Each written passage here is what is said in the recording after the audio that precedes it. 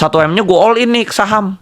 Rugi dulu 50% jadi 500 juta. Saham itu sama bisnis itu sebenarnya mirip. Gue selalu bilang saham itu sama juga. Di bisnis itu yang berhasil tuh bahkan lebih parah lagi, nggak nyampe 10%. Iya, benar juga sih. Pengusaha, nggak semua orang tuh bisa jadi pengusaha. Sama juga menurut gua, nggak semua orang bisa jadi investor.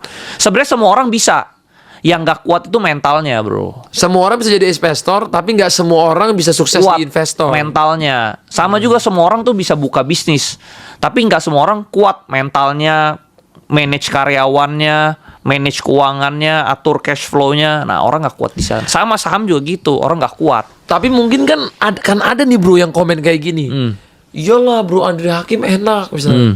Itu banyak, paling Dia banyak. rugi 400M, masih punya 600M, masih punya rumah, masih punya mobil. Lah gue katanya.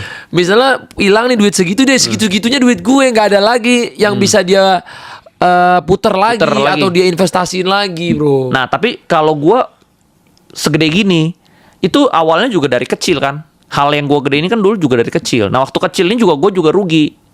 Dulu gue juga sama. Awal-awal kan gue mulai dari bisnis ya.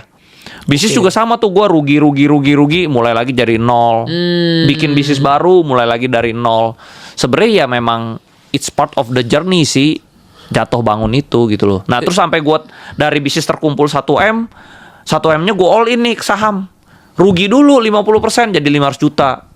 Baru gue gulung dari 500 juta itu pelan-pelan naik jadi 3M. 3M turun lagi jadi 2M, naik lagi jadi 5M, turun lagi. Jadi nggak selalu naik terus.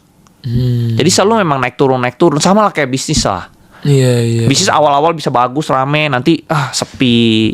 Nanti rame lagi, sepi. Ya gitu sih, bro. Seperti quote para pebisnis ya. Jadi kalau kamu ikut bisnis itu efek sampingnya untung, guys. Iya. Bukan efek sampingnya rugi. Efek samping itu untung karena kebanyakan bisnis itu memang rugi. Nah, gue setuju. Jadi harus butuh mentalitas yang kuat Iya. untuk bertahan sampai bisnis itu bisa menang lagi. Gue sangat setuju sama lu, bro.